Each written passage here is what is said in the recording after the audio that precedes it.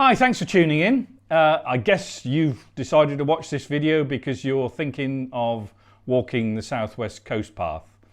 So here's my guide as to what I think you need to consider before you embark on your big adventure. Just a little bit about myself. I'm somebody that's relatively new to backpacking, but have done quite a lot of walking, hiking over the years. And last summer, 2022, I walked the entire Southwest Coast Path from Minehead through to Poole. When I was arranging it all, thinking about it, planning it, deciding whether I should do it, etc., etc., I watched an awful lot of YouTube videos to try and get some ideas. But one thing I did find out, or couldn't find, was somebody who actually made a YouTube video that said what you need to consider, what you need to do to plan to actually walk the whole path. So that's the point of this video. So you've made a decision that you're certainly thinking of walking the Southwest Coast Path. So what's the first consideration I would suggest is how you're going to do it. I.e., are you going to try and walk the whole thing in one go? Or are you just going to dabble and do a bit here, do a bit there, and try and complete it over a number of seasons and years, however long it takes you? There are pros and cons to which way you should do that. So, if you do decide to walk it in one go, what are the advantages of doing that? Well, firstly, it is a massive sense of achievement. Walking 630 miles, just over 1,000 kilometres, for anybody is quite an achievement. And to do it continuously is one heck of a challenge. The advantage of doing it continuously is you do get into a groove. Your body becomes accustomed to the daily slog of pounding out a few miles.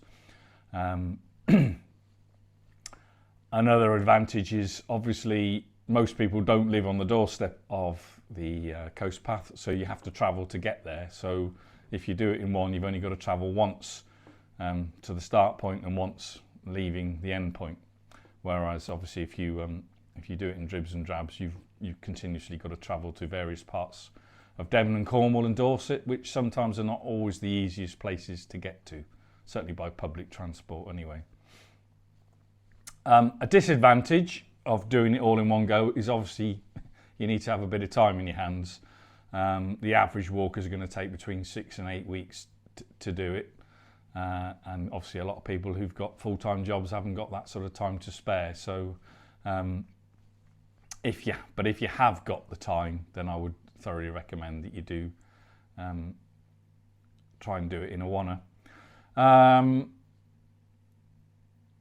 Another disadvantage about doing it all in one go is that it can be quite tiring. Obviously, as I said earlier, you can get into a groove, but also the cumulative effect on your body week after week can add up. And certainly by the time I finished the walk, my body was beginning to say, Andy, I've had enough of this now. So you just need to bear that in mind, really. Or disadvantages, there's a lot of planning to do in advance, depending on how you're going to do it, for want of a better word, i.e. are you camping or are you booking accommodation? Because obviously if you're booking accommodation, you've pretty much got to book it all in advance. So that's 50 odd nights worth of accommodation you've got to try and book up. So there is quite a lot of planning to be done if you're doing it in one go, whereas if you do it sort of a week at a time, then that's a little bit easier logistically to plan. An awful lot of people who walk the path do it stage by stage, or a few stages at a time. The advantage of doing that is it's easier to fit into a small schedule. Obviously, if you haven't got the time, able to take a time off, you can just have a week's holiday and do a few days walking each time.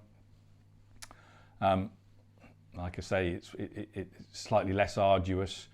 You haven't got that week after week grind, building up pressures on your body. Disadvantages, you've got to obviously keep coming back, so there's an awful lot of travelling and logistics of getting to and from the path, etc. It could seem like a never-ending challenge that, as I say, some people take years to do it, others, a few 2-3 week stints here and there or whatever. And it could end up being more expensive, obviously, because of all the logistics of getting to and from, etc., etc. So they're just things to consider. So, one of the things you need to consider is whichever way you're going to do it is how you're going to do it. As in, are you going to carry all your own stuff and camp? Are you going to carry all your own stuff but stay in accommodation, or are you going to pay one of these luggage transfer companies to take all your luggage for you and stay in accommodation? There's pros and cons to all three ways, which I'll try and run through. So, the advantages and disadvantages of backpacking and camping. One advantage is, in theory, it's a bit cheaper to camp and backpack, albeit you do actually need to buy yourself a tent and cooking equipment if you're going to cook, etc. So you need to weigh up that balance that a half decent or relatively lightweight backpacking tent's going to cost you a few £100, so you need to factor in that.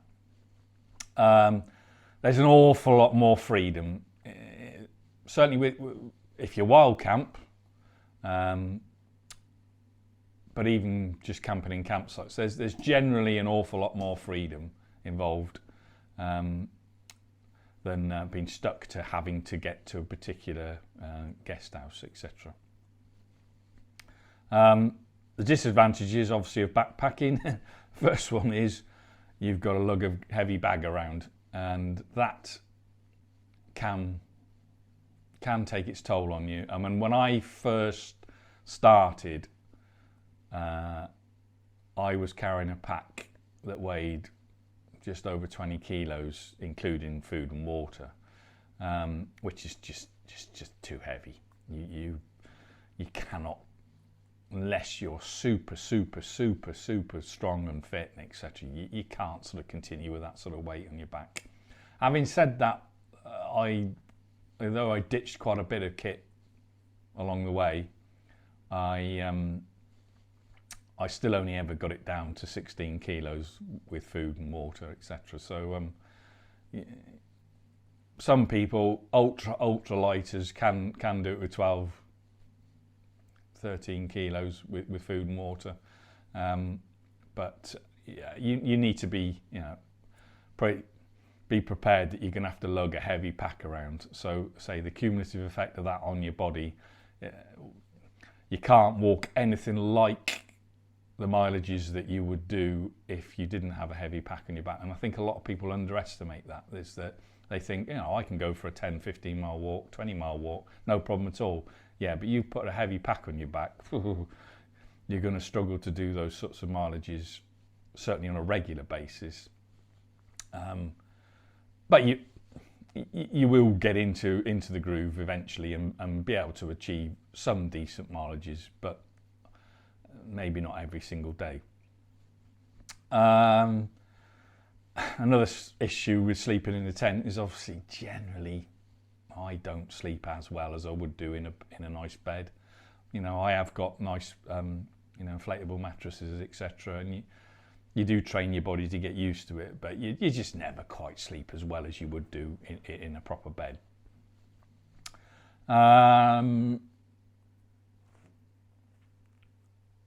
So if you are going to use a tent, do you wild camp or do you stay in a campsite? Well, officially, wild camping is illegal, as in you need to have the landowner's permission to camp on their land. Of course, how the heck do you ever find out who owns the land? So you could be asked to move, and the golden unwritten rule or rules if you're going to wild camp is A, be discreet, so you're not got lots of loud music and fires going with lots of smoke, etc., and loads of people camping in a big spot, you know, with 20 tents or something like that. So ideally camp on your own or with one other tent and keep the noise down, etc., and find a discreet spot, shall we say. And golden rule is you leave no trace. So nobody the following day should know that you were ever there. So obviously that means taking all rubbish away with you. Don't leave scars on the land where you've had a fire, etc. And yeah, just yeah, treat it as if it was your own garden, etc. And with respect. The disadvantage, another advantage of wild camping, obviously, is you haven't got to pay anything. It's cheap, you know, you're going to save money.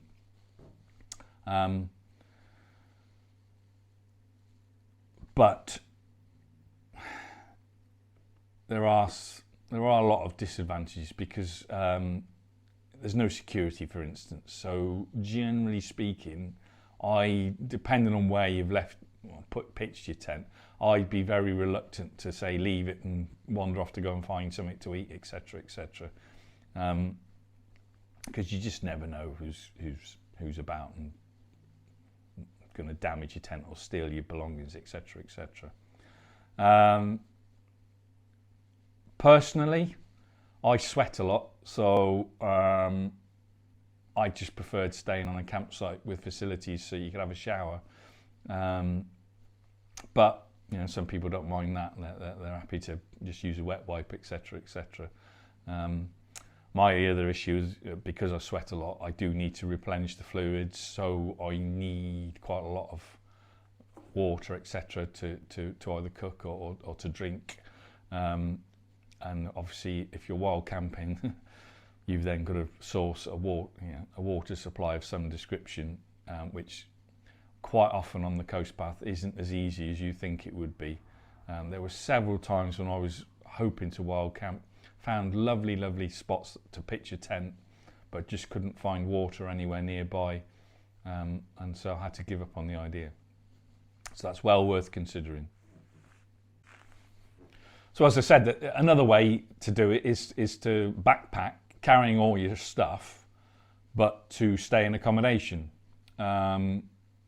There are guest houses and B&Bs and hotels dotted all around the place. I mean, for those of you perhaps don't live in England, Devon and Cornwall are certainly the coastline's the number one holiday spot in the United Kingdom, and so it is absolutely littered with guest houses and B&Bs. Obviously, depends on the time of year you do it as to whether they're all available. But because it is a popular place, you need to, if you're travelling in or intending walking in some of the peak holiday times, you need to be booking well in advance. Another issue is that some of the places they don't want to accept bookings for just one night, because obviously if they can sell a room for a whole week, they've got to change the sheets every day, etc., etc. So they may well refuse to, certainly in high demand times, refuse to do your room for one night. So that then creates a problem that, you know, logistics of getting back and forwards to your guest house. I'm doing a bit of walking, so that's just something to consider. The advantage, certainly, hopefully, you'd have less weight to carry in your backpack because you don't need to carry a tent or sleeping, you know, equipment and cooking equipment, etc., etc. So all you basically need to carry are clothes, spare clothes and waterproofs, etc., etc. So hopefully your pack isn't going to weigh anywhere near as much as it would do if you were camping. The other advantage, obviously, as I touched on earlier, is that you do get a nice bed, hopefully a nice bed anyway, to sleep in. And if you've got B&B, you've got a breakfast to set you up in the morning as well. And I'm not normally one for cooked breakfast at home or anything like that, but I have to say I enjoyed my cooked breakfast whilst doing the walk. It really, when I didn't have a cooked breakfast, I really noticed my body was a bit slow in the morning and didn't quite have the energy, etc. But with a cooked breakfast inside me, I was generally speaking raring to go and firing on all cylinders. Obviously, it's going to be more expensive if you have to pay for accommodation every night. As I say, it's a very popular part of the UK, so depending on the time of the year, you could be spending easily, well, for bed and breakfast, £80–90 a night. Hotels, £150–200 a night. So, you know, it's going to cost a few quid. The other disadvantage is obviously because you'll have to book it up in advance. It means you have to stick to a schedule. You've got to do a certain mileage, and sometimes that's hard to do, especially if you've stopped and you found somewhere interesting along the way and you spent a bit more time, you know, in a pub or shopping or looking around somewhere, and then all of a sudden you've got a race to get to your final destination. Or alternatively, you actually walked a bit quicker than what you're planning, and then you're twiddling your thumbs because you don't want to go any further because you've reached where your accommodation is, but you can't get in because they don't want to let you in until they've cleaned the rooms, etc., etc. So all things that need to be considered.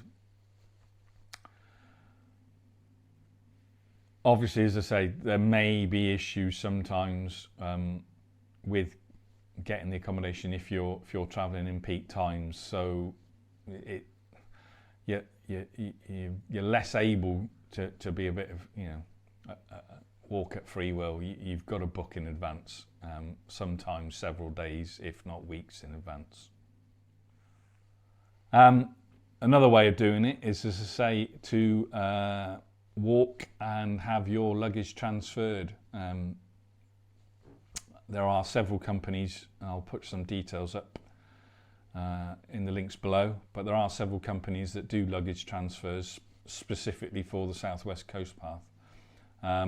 However, you know, that's going to be expensive. It's going to cost you quite a bit of money to do that, but if you've got the money, then yeah, it's definitely worth an option.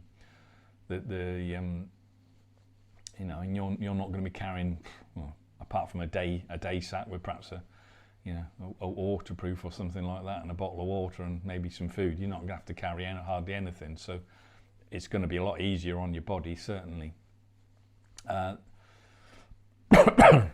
The issue with that is that you are incredibly tied down to a schedule. Then there is literally no change in your mind as to where you might stop at night, etc., etc. You have to reach your destination, and I think most of the transfer companies require something like 48 hours notice as to where your luggage needs to go, etc. So you can't just sort of suddenly change your mind in one morning and say, actually, I'm not going to walk to 10 miles down the road, I'm going to do 5 miles today, because no, they need to have arranged it 48 hours in a note in advance. So you are very much stuck to a schedule. Yeah, so choosing what time of year to walk, you've got to consider various things. Obviously in the summer months, especially late July and August, that's peak holiday time, vacation time in the UK, and accommodation is A, going to be much more expensive, and B, harder to find. And those are the times especially when you probably won't be able to book just one night in a place, because they could sell out a room easily. So yeah, if you plan to walk in those times, accommodation might be tricky to find, and also the path is going to be an awful lot busier. with what I call day walkers and dawdlers. So there'd be people that are on holiday. They're not walking the entire coast path, but they've just gone out for a bit of a walk that day. And some are perfectly nice people, but others can get on your nerves because they don't get out of your way, and they just create a lot of noise and gaggles of them, and they're just not particularly pleasant to walk around, shall we say. So that's worth considering. I chose to do my walk mostly May and June. I was 10 days later starting than what I originally planned. So it was the last 2 weeks of May, all of June, and the first few days of July. I did my walk. Generally speaking, around that time, apart from the odd weekend, there was one double bank holiday weekend. But apart from those occasions, I never really had an issue with either getting campsites or booking B&Bs. I literally every day I got up not knowing where I was going to end up that evening, and never really had an issue. Maybe once or twice on a weekend, I the night before I booked ahead and booked somewhere if it was going to be in accommodation. But campsite wise, there was only one campsite I turned up at who said they were full, but I just put on some puppy dog eyes and sort of pleaded with them, and they managed to find me a space on a bit of ground that officially wasn't actually camping ground, but anyway, they fitted me in, and everywhere else were very accommodating. That was me as a solo person. Obviously, if you turn up with a great big gang of you, then that might be slightly different. But some campsites were, as I say, very backpacker friendly. Others not quite so. It depended, because you think, some of the mega sites, they're not going to be backpacker friendly, but actually they were. Other sites that are quite small, and you think, they won't mind, but they didn't offer particularly cheap rates. But generally speaking, most campsites offered a backpacker rate of around about £10 a night, maybe a bit cheaper, maybe a little bit more. The most I paid was in one campsite just north of Bude in Puffield. That was a weekend, but I had to spend, I can't remember what it was now, so over £30 anyway. It was a ridiculous amount of money for a backpacking tent, but I had no choice, so I just had to pay it.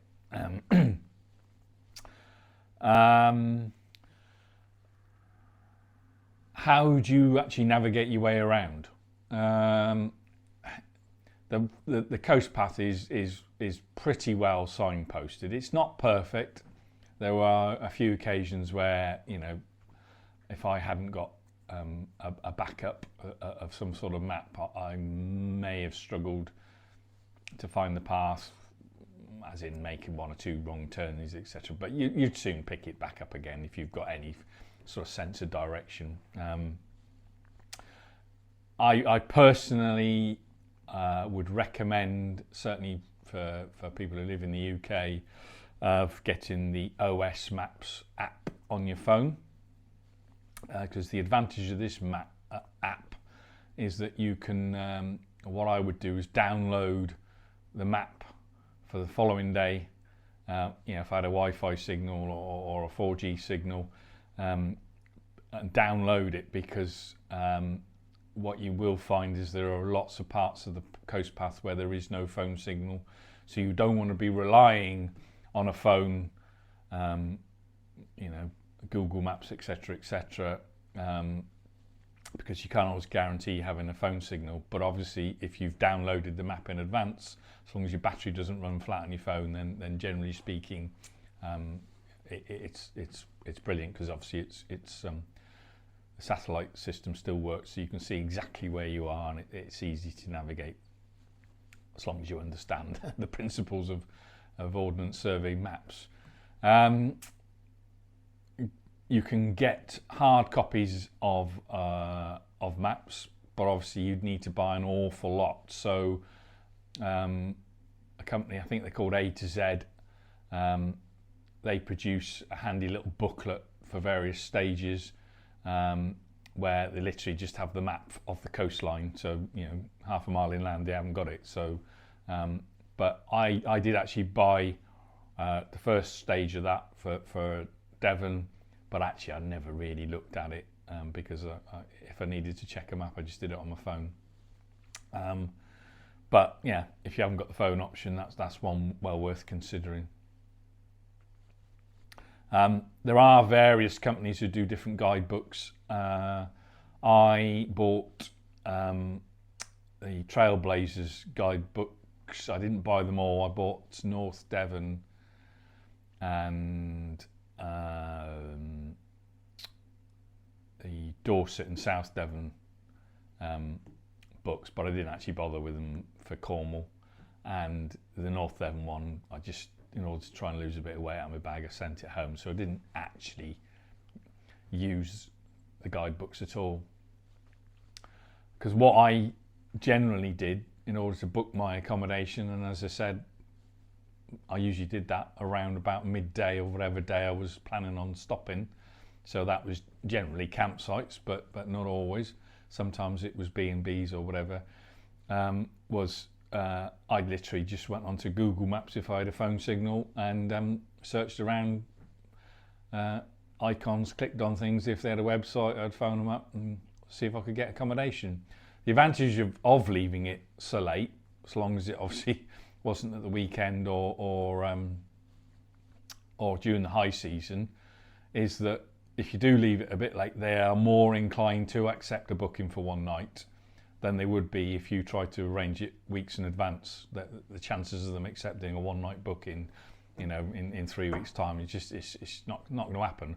But if you phone them up lunchtime, they may well go, well, actually, I haven't got anybody in tonight. Yeah, okay, I'll have your booking. So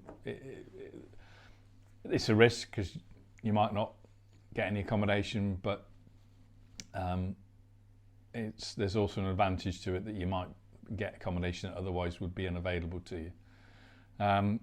Certainly campsites wise, yeah, as I say, unless you're planning on doing it in August, generally speaking, you won't have an issue getting onto a campsite, with a backpacker tent. Obviously, if you're doing it in your car with a great big family tent, that might be a different issue, but with a backpacker tent, no, you've generally got no problem getting onto a campsite. I would strongly recommend that you join the Southwest Coast Pass Association, because firstly, if you do join, you get a free copy of their guidebook, which is invaluable. Gives you an awful lot of details about the stages you're going to walk, and then some accommodation options, etc., and places where you can eat, and tells you about tide times and details of all the ferry companies, because you will need to use various ferries, etc., etc.